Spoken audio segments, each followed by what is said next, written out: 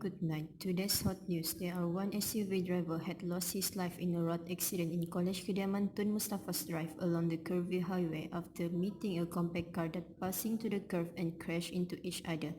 The witness believed that the SUV had lost control of his vehicle and ended up in a wrong line while the compact car is driving within the speed limit. The compact car's driver had a severe injury and ended up being sent to the hospital of Queen Elizabeth.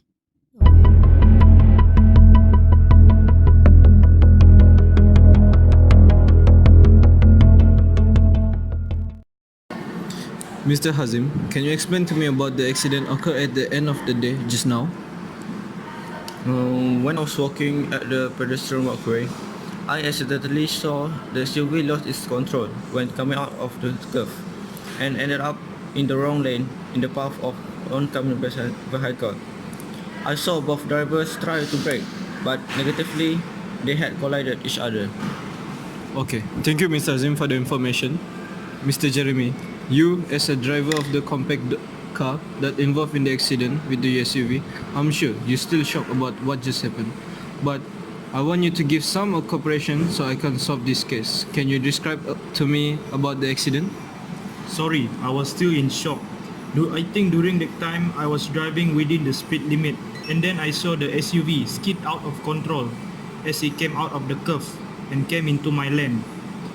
I could have avoided the collision by driving off the road, but I choose to collide with the SUV rather than risk smashing into the concrete wall because I feel it is safer.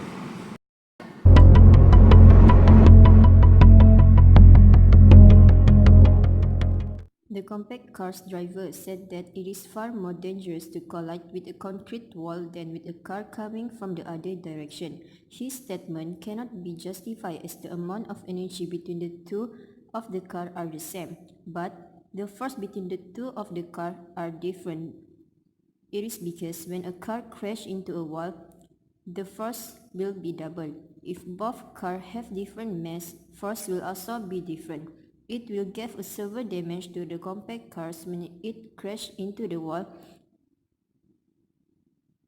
The amount of kinetic energy will still be the same. It is because according to Newton's third law, the action of an object is equal to its drag done, especially when the object is stationary.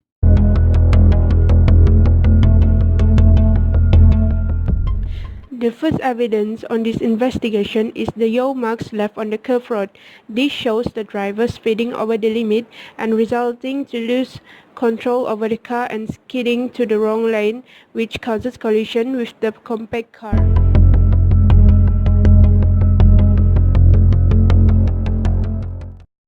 At the end of the investigation, it is found out that the USB's driver was at fault. This is because the driver did not follow the speed limit, and this caused inertia to act on it, which causes the SUV car to skid out of the lane.